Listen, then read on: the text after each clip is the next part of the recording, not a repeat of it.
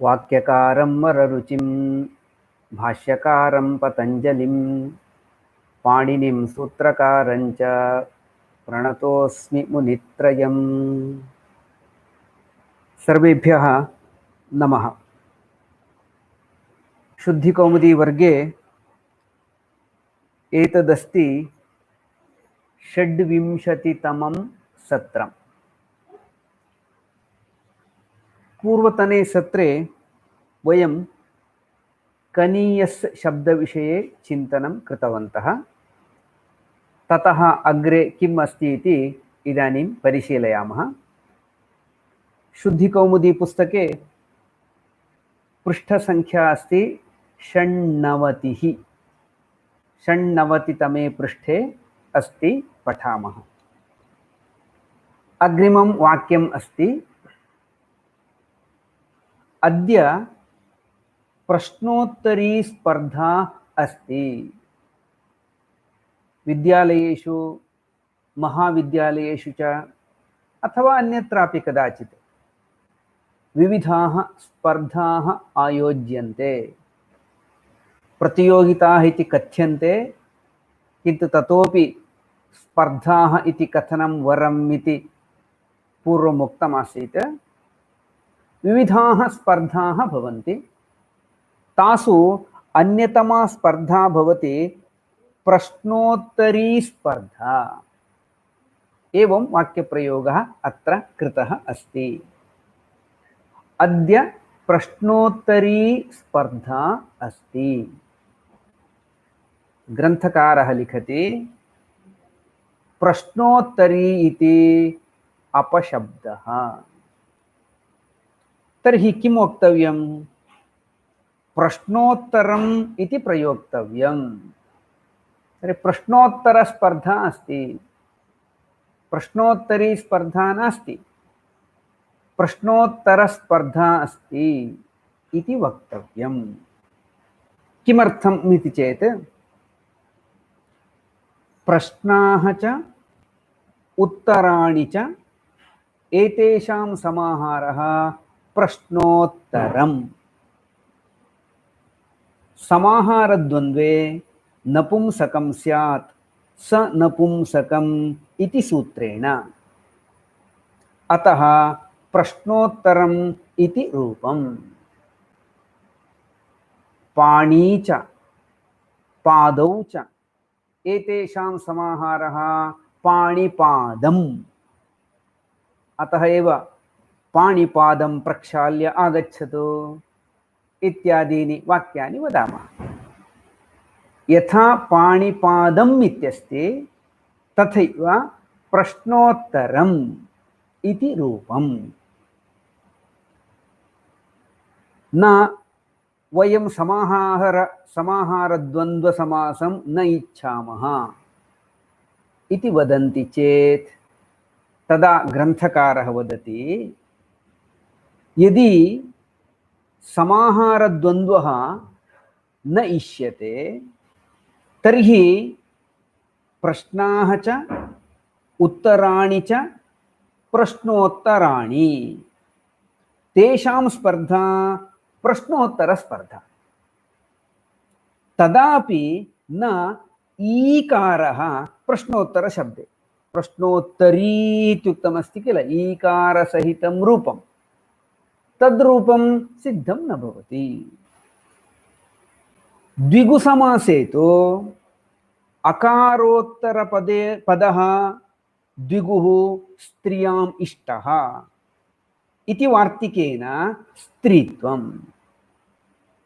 ततः द्विगोः इति सूत्रेण ङीप् भवति।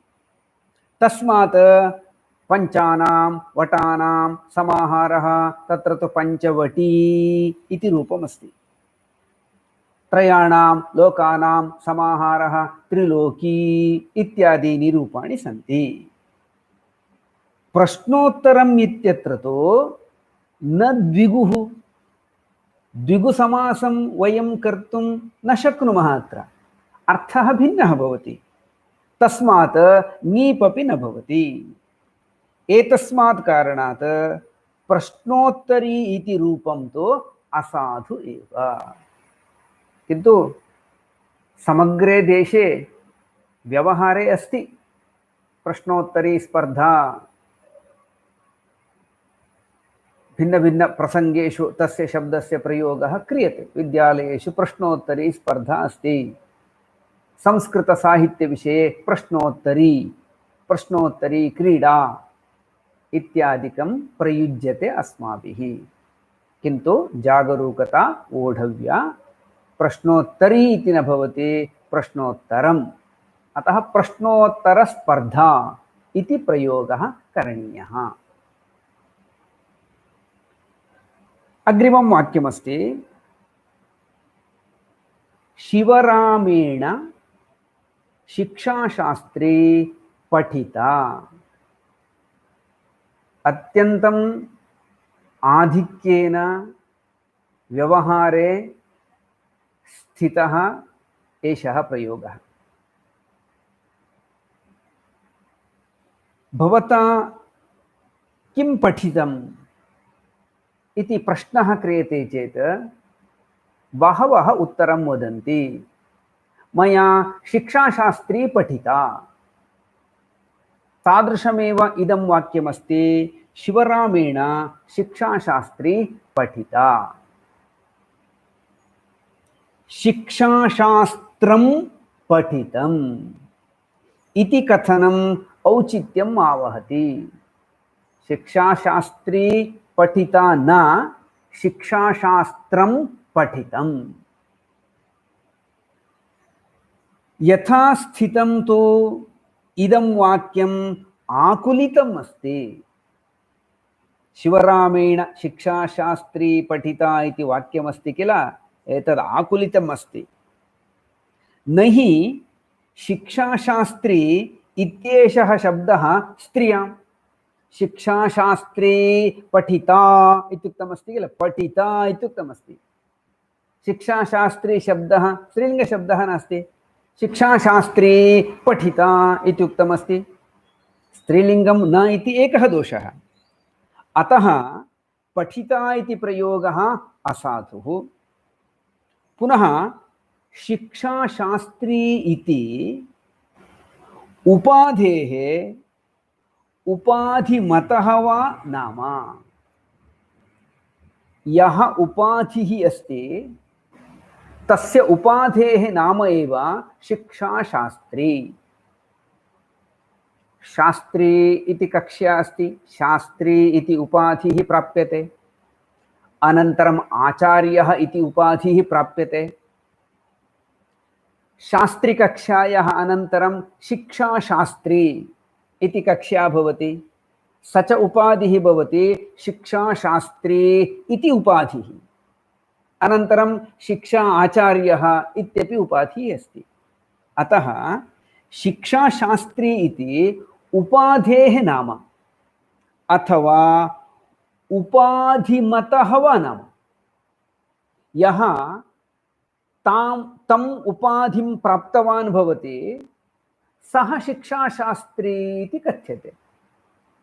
एषः एव शिवरामः प्रथमं यस्य विषये वाक्यप्रयोगः कृतः अस्ति। अयं शिवरामः शिक्षाशास्त्रम् अधीतवान् अस्ति, अतः शिवरामः शिक्षाशास्त्री इति वक्तुं शक्यते। शिक्षाशास्त्री इति नाम उपाधेः उपाधिमतः वा भवति। तच्च पदम् इन्नन्तम्। शिक्षाशास्त्री पदं यदस्ति एतद् इन्नन्तं शिक्षाशास्त्रिन् इति यः शब्दः अस्ति इन्नन्तः शब्दः, नकारान्तशब्दः। अतः तर्हि तस्य शब्दस्य द्वितीया विभक्तेः प्रयोगं करोमि इति मनसि आकलय्य, अतः शिक्षाशास्त्रिणं पठामि इति द्वितीयान्तप्रयोगं करोमि इति कश्चित् वदति चेत् शिक्षाशास्त्रिणम् इति स्यात् द्वितीयान्तप्रयोगः। पठनविषयः न उपाधिः। शिक्षाशास्त्री इति तु उपाधिः। सः उपाधिः पठनविषयः नास्ति। शिक्षाशास्त्रिणं पठितुं न शक्नोति। किं पठितुं शक्नोति? शिक्षाशास्त्रं पठितुं शक्नोति। पठ्यते हि शास्त्रम्। अतः शिक्षाशास्त्रं पठितम् इति प्रयोगः औचित्यम् आवहति। एतद्विषये विशिष्य सर्वैः अपि छात्रैः जागरूकतया भवितव्यम्। बहूनां मुखात् एतद्वाक्यं श्रूयते। भवान् कुत्र किं पठति इति प्रश्नं पृच्छामश्चेत् अनुक्षणम् उत्तरम् आगच्छति, शिक्षाशास्त्री पठामि, मया शिक्षाशास्त्री पठिता इत्येवं श्रूयते। अवश्यं परिवर्तनं चिन्तनीयं। मया शिक्षाशास्त्रं पठ्यते। शिक्षाशास्त्रं पठामि अथवा उपाधेः एव नाम शिक्षाशास्त्री इति गृह्णीमः चेत् शिक्षाशास्त्रिकक्षायां पठामि, शिक्षाशास्त्रिकक्षायां पठामि एषः प्रयोगः भवितुमर्हति। शिक्षाशास्त्रं पठामि इति भवितुमर्हति। शिक्षाशास्त्री पठामि, शिक्षाशास्त्री पठिता इत्यादयः प्रयोगास्तु कथमपि न सिद्ध्यन्ति। अग्रिमं पृष्ठं 97तमं पृष्ठम् अस्ति, पश्यामः। सः मम विषये निर्लक्ष्यतया व्यवहरति। कस्यचित् ज्येष्ठस्य मेलनार्थं कश्चन गच्छति।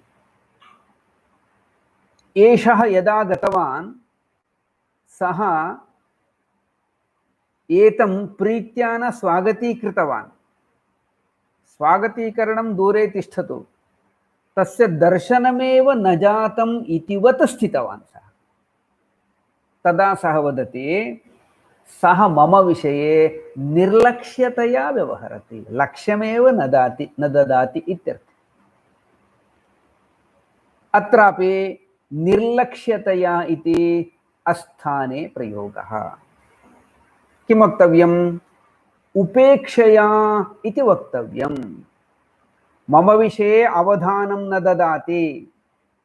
कथं व्यवहरति इति चेत् अत्यन्तम् उपेक्षया व्यवहरति। उपेक्षया इति प्रयोक्तव्यम्। निर्लक्ष्य शब्दः उपेक्षापर्यायः न। निर्गतं लक्ष्यं यस्मात् सः भवति निर्लक्ष्यः, तन्नाम लक्ष्यहीनः। तस्य भावः निर्लक्ष्यता। एतस्मिन् वाक्ये लक्ष्यहीनतायाः न कापि प्रसक्तिः। उपेक्षा अत्र वक्तव्या अस्ति। मम विषये अवधानमेव न दत्तवान्, उपेक्षां कृतवान् इति वक्तुम् इच्छति। उपेक्षा एव अत्र वक्तव्या अस्ति। अतः उपेक्षया इति प्रयोगः एव साधुः। एवमेव सः मां निर्लक्षितवान् इति प्रयोगः अपि श्रूयते। तत्रापि उपेक्षितवान् इति प्रयोक्तव्यम्। सः मां निर्लक्षितवान् न, सः माम् उपेक्षितवान्, सा उपेक्षितवती एवं प्रयोक्तुं शक्यते, न तु निर्लक्षितवान् इति। अनन्तरमस्ति अग्रिमं वाक्यम्। अद्य देशस्य प्रधानी भाषणं करिष्यति। भानुवासरे अस्माकं देशस्य प्रधानमन्त्री भाषणं करिष्यति। कश्चन वदन् अस्ति, अद्य देशस्य प्रधानी भाषणं करिष्यति। प्रधानी इति अयुक्तम्। किं वक्तव्यं तर्हि? प्रधानमन्त्री इति प्रधानः इति वा प्रयोक्तव्यम्। अद्य अस्माकं देशस्य प्रधानमन्त्री भाषणं करिष्यति अथवा देशस्य प्रधानः भाषणं करिष्यति, तथा वक्तव्यम्। प्रधानः नाम प्रमुखः, प्रधानः प्रमुखः, मन्त्री प्रधानमन्त्री।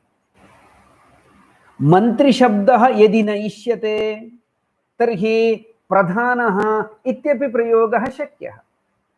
देशस्य प्रधानः। प्रधानी इति इन्नन्तं पदं न प्रयुक्तपूर्वं, कुत्रापि प्रयुक्तं नास्ति। प्रधानः अस्य अस्ति इति प्रधानी इति अर्थः उपवर्णनीयः स्यात्। प्रधानी इत्येव अहं वदामि इति कश्चन अनुरोधं करोति चेत् कथम् अर्थं संगमयति? धनी, गुणी इत्यादयः शब्दाः सन्ति। धनम् अस्य अस्ति इति धनी, गुणाः अस्य सन्ति इति गुणी। तथैव प्रधानः अस्य अस्ति इति प्रधानी इति वक्तव्यं भवति। तदा तु प्रधानयुक्तः इति अर्थः सिद्ध्यति। तस्मिन् अर्थेपि तस्य प्रयोगस्य असत्वात् तस्य प्रयोगस्य परिहारः एव वरम्। कुत्रापि तादृशः प्रयोगः कृतः न दृश्यते। तस्मात् कारणात् तस्य प्रयोगः एव श्रेयसे इति ग्रन्थकारस्य स्पष्टः अभिप्रायः। एतादृशानि बहूनि वाक्यानि बहूनां मुखात् श्रूयन्ते, अतः एव संगृह्य तेषां विषये कथनं कृतमस्ति। अग्रिमम् एकं तादृशमेव वाक्यमस्ति। मातृभाषा प्रभावकारणतः एषः दोषः बहुत्र सम्भवति। तादृशं दोषपूर्णम् अग्रिमं वाक्यमस्ति। शत्रवः षड्यन्त्रं कुर्वन्तः सन्ति, येन केनचित् उपायेन अस्माकं देशस्य नाशः करणीयः इति चिन्तयन्तः शत्रवः षड्यन्त्रं कुर्वन्तः सन्ति। अस्माकं मातृभाषायाम् एतस्य शब्दस्य एतस्मिन् अर्थे प्रयोगः अस्ति, अङ्गीकरोमि, किन्तु संस्कृते तु तथा भवितुं नार्हति। षड्यन्त्रम् इति अस्थाने। तर्हि किं वक्तव्यं? कुतन्त्रम् इति प्रयोक्तव्यं। कुतन्त्रं कुर्वन्तः सन्ति शत्रवः। किमर्थम् इति चेत् षड्यन्त्रम् इति शब्दः एव व्युत्पन्नः न भवति। षड्यन्त्रम् इति शब्दः स्वयमेव व्युत्पन्नः एव न भवति। षण्णां यन्त्राणां समाहारः षड्यन्त्रम्। इदमिदानीं समाहारद्वन्द्वविषये उक्तं किल? पाणी च पादौ च एतेषां समाहारः पाणिपादं। तद्वत् किञ्चित् षण्णां यन्त्राणां समाहारः षड्यन्त्रम् इति विग्रहः यदि उच्यते, एवं विग्रहे उक्ते सति षड्यन्त्री इति रूपं स्यात्। संख्या पूर्वो द्विगुः इति कृत्वा त्रयाणां लोकानां समाहारः पुनः त्रिलोकी इति तत्र यथा कृतमस्ति, तद्वद् षण्णां यन्त्राणां समाहारः षड्यन्त्रम् इति कुर्मः चेत् षड्यन्त्री, द्विगुसमासः कृतः चेत् षड्यन्त्री इति रूपं भवेत्। अन्यच्च तादृशः अर्थः अपि अत्र न अभिप्रेतः। शत्रवः षड्यन्त्रं कुर्वन्ति, किं षड् यन्त्राणि गृहीत्वा तेषाम् आधारेण किमपि कुर्वन्तः सन्ति इति अर्थः अस्ति किं? नास्ति। सः अर्थः अपि अभिप्रेतः नास्ति। जयादिनिमित्तं वाममार्गेण उपायः यः चिन्त्यते सः निर्देष्टुम् इष्टः अत्र। तेपि जयं प्राप्तुम् इच्छन्ति। ऋजुमार्गेण युद्धं कृतं चेत् जयः न सिद्ध्यति इति ते जानन्ति। तदर्थं वाममार्गेण प्रयत्नं कुर्वन्तः सन्ति इति वक्तुमिच्छति वक्ता। सः अर्थस्तु न सिद्ध्यति। तस्मात् कारणात् अस्मिन् अर्थे कुतन्त्र शब्दः प्रयोक्तव्यः। किञ्चित् तन्त्रमस्ति, तच्च तन्त्रं कीदृशमिति चेत् कुत्सितं तन्त्रमस्ति, कुतन्त्रमस्ति। अतः कुतन्त्रः इति वक्तुं शक्यते। कुतन्त्रं, कुतन्त्रशब्दः प्रयोक्तव्यः। कुत्सितं तन्त्रं कुतन्त्रं। तन्त्रपदस्य उपायः, व्यवहारः इत्यादयः अर्थाः सन्ति। अतः षड्यन्त्रं कुर्वन्ति शत्रवः इति प्रयोगः न करणीयः। बहूनां मुखात् एतद्वाक्यं निस्सरति, श्रुतमपि। मातृभाषा प्रभावः तत्र कारणं। संस्कृते तु तथा न भवति। तस्मिन् अर्थे कुतन्त्रम् इत्येव अस्माभिः प्रयोगः करणीयः। अग्रिमं वाक्यमस्ति। पुस्तकस्य आवश्यकता नास्ति मम। शुद्धिकौमुदीं पठितुं सर्वे शुद्धिकौमुदी पुस्तकं क्रीत्वा स्वहस्तेन धृत्वा सज्जाः भवन्तु इति वयम् अपेक्षां तु कुर्मः। येन शिक्षणम् उत्तमं भवति इति अपेक्षामहे। केचन वदन्ति मम पुस्तकस्य आवश्यकता नास्ति। आवश्यकता इति प्रयोगः न दोषाय। मम पुस्तकस्य आवश्यकता नास्ति इति वाक्यं शुद्धमेव। इत्युक्ते पुस्तकस्य आवश्यकता नास्ति इति मम आशयः नास्ति। एतादृश अध्ययनाय हस्ते पुस्तकम् अस्ति चेदेव अधिकः लाभः। आवश्यकता इति यः शब्दः अत्र प्रयुक्तः अस्ति तद्विषये चिन्तनं क्रियमाणम् अस्ति। आवश्यकता इति प्रयोगः न दोषाय। अतः पुस्तकस्य आवश्यकता नास्ति इति वाक्यं तु शुद्धमेव। अत्र आवश्यकता इति शब्दविषये एव पूर्वपक्षः क्रियते आरम्भे। आवश्यकता इति असमीचीनः शब्दः पूर्वपक्षः इदानीम् उच्यते। आवश्यकता शब्दः कथं निष्पन्नः इति चेत् अवश्यं भावः आवश्यकम्। अत्र भावे उञ् प्रत्ययः, तस्य पुनः अका आदेशः भवति। आवश्यक शब्देन एव भावस्य उक्तत्वात् पुनः भावार्थे तल् प्रत्ययेन नार्थः इति वदन्ति केचन। आवश्यकता इति शब्दः परिशील्यताम्। आवश्यकम् इति किञ्चिदस्ति, तदनन्तरं तल् प्रत्ययः योजितः अस्ति आवश्यकता। तल् प्रत्ययः कस्मिन् अर्थे भवति? तस्य भावः त्वतलौ इति।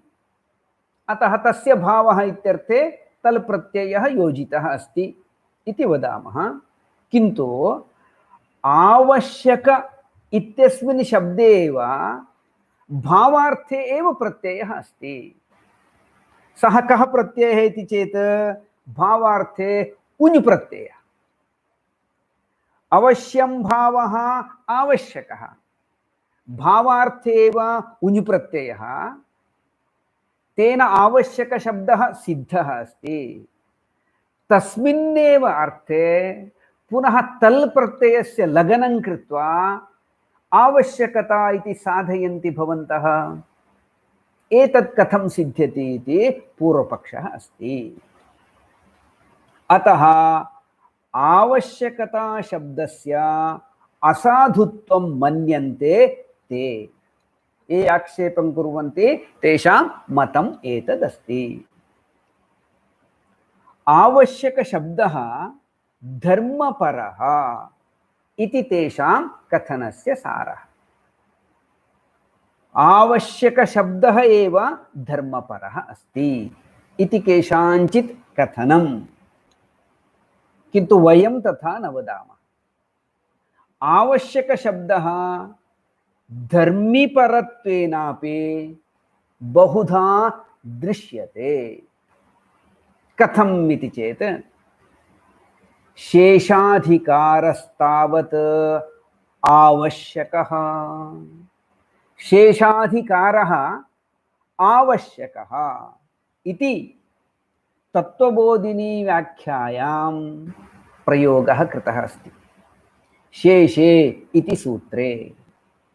तथैव शादीनां निवृत्त्यर्थम् अपि अधिकारः आवश्यकः। एतदपि तत्त्वबोधिनी व्याख्यायामेव एषः प्रयोगः कृतः अस्ति शेषे इति सूत्रे। पुनः तृतीया समासोऽपि आवश्यकः इति तु अन्ये। तृतीया समासः आवश्यकः, समासः आवश्यकः इति तत्त्वबोधिनी व्याख्यायां पूर्वसदृश इत्यादि सूत्रस्य व्याख्यानावसरे एवं त्रीणि उदाहरणानि प्रदर्श्य एतेषु त्रिषु प्रसंगेषु आवश्यकशब्दस्य धर्मीपरत्वेन प्रयोगः कृतः अस्ति इति ग्रन्थकारः दर्शयति। अनन्तरं वदति एतेषु त्रिषु अपि आवश्यकशब्दस्य धर्मपरत्वं स्फुटम्। धर्मीपरत्वं स्फुटम्। धर्मीपरत्व अभावे समानविभक्तिकत्वम् अनुपपन्नं स्यात्। यदि धर्मीपरत्वं नास्ति इति वदामः तर्हि अनयोः शब्दयोः विशेषणविशेष्यभावः समानविभक्तिकत्वम् एतद् न सिद्ध्यति। तर्हि आवश्यकता इति शब्दस्य विषये चिन्तनं वयं कर्तुम् आरब्धवन्तः। आवश्यकता इति शब्दस्य प्रयोगः कुत्रापि अस्ति वा इति अग्रिमः प्रश्नः भवति। ग्रन्थकारः वदति आवश्यकता इति शब्दस्य प्रयोगः कदाचित् न दृष्टः भवेत्, किन्तु आवश्यकत्व शब्दस्य प्रयोगः अस्ति। सः वदति आवश्यकत्व प्रयोगः यथा तस्येदम् इत्यादौ ग्रहणाभावाय तदावश्यकत्वात्। बालमनोरमा व्याख्यायां शेषषष्ठी प्रकरणे ग्रहणलाभाय तदावश्यकत्वात् तत्रैव पुनः अतः तेषु समासविधानस्य आवश्यकत्वात्। तद् विभाषा इत्यस्य व्याख्याने बालमनोरमायाम्।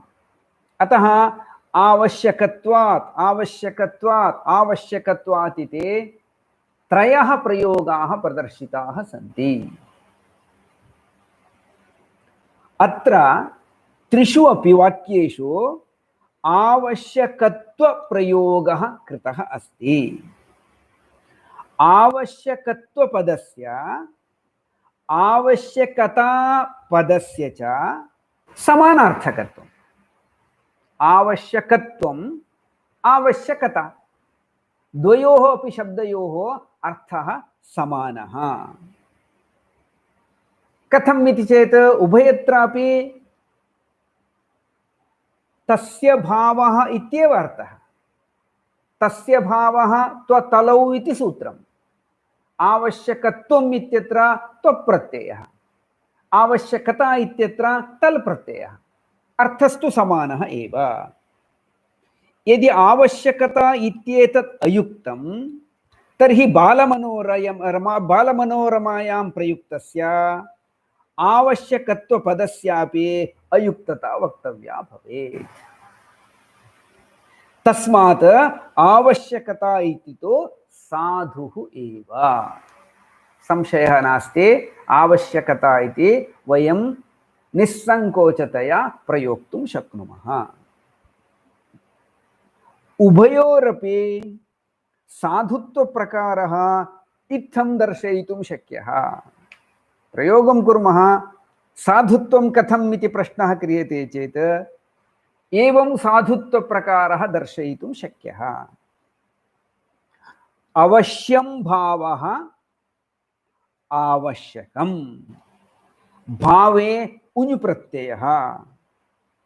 आवश्यकम् अस्य अस्ति इति आवश्यकः, आवश्यकम् अस्य अस्ति इति आवश्यकः। एषः शब्दः अर्श आदिभ्यः अच् इति सूत्रेण मत्वर्थः अच् प्रत्ययः। आवश्यक शब्दात् अनन्तरम् अच् प्रत्ययः। सः प्रत्ययः कस्मिन् अर्थे भवति इति चेत् मत्वर्थे, मतुप् इत्यर्थे भवति। आवश्यकवान् इत्यर्थः फलितः भवति। तस्मात् शेषाधिकारः आवश्यकः इत्यादयः प्रयोगाः सिद्धाः भवन्ति। इत्थं व्युत्पादितात् आवश्यकशब्दात् मत्वर्थीय अजन्तात् त्वप्रत्यये आवश्यकत्वम् इति, तल् प्रत्यये च आवश्यकता इति च सिद्धम्। तदा बालमनोरमा पंक्तिरपि युक्ता एव। किञ्चित् स्पष्टीकर्तुम् इच्छामि। कुत्रचित् मत्वर्थे अच् प्रत्ययस्य प्रयोगः क्रियते। प्रसिद्धम् एकम् उदाहरणं स्मरामि। कालिदासस्य रघुवंशमहाकाव्ये प्रसिद्धः श्लोकः एषः अस्ति। अन्येद्युरात्मानुचरस्य भावं जिज्ञासमाना मुनिहोमधेनुः। तद्न अन्य श्लोकः अस्ति।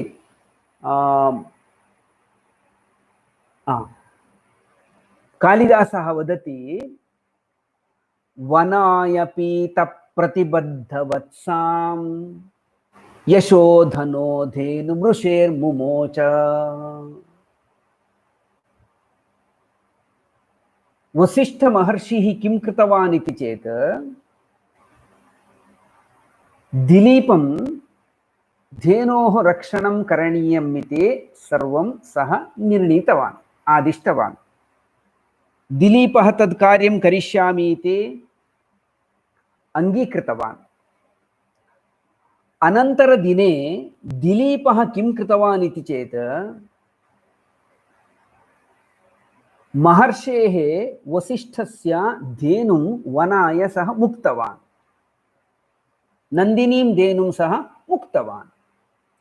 कीदृशीं धेनुं मुक्तवान् इति चेत् वनाय पीत प्रतिबद्धवत्सां यशोधनो धेनुमृषेर्मुमोच इति श्लोकस्य पंक्तिः अस्ति। यदा सा नंदिनी धेनुः पीत प्रतिबद्धवत्स आसीत् तदा तां धेनुं वनाय सः मुक्तवान्। नंदिन्याः सः वत्सः अस्ति। सः वत्सः इदानीं दुग्धं पीतवान् अस्ति।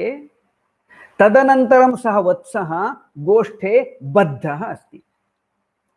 तादृशः वत्सः यस्याः अस्ति सा नंदिनी भवति पीत प्रतिबद्ध वत्सा। पीतश्च प्रतिबद्धश्च पीत प्रतिबद्ध वत्सः इति विग्रहवाक्यं तत्र दर्श्यते। सः वत्सः पीतः कथं भवति? पीतं तु भवति क्षीरं। वत्सः स्वयं पीतः भवितुं नार्हति, सः क्षीरं पिबति। वत्सः प्रतिबद्धः एतद् अङ्गीक्रियते, क्लेशः एव नास्ति, सः वत्सः प्रतिबद्धः अस्ति। किन्तु वत्सः पीतः कथम् अभवत्?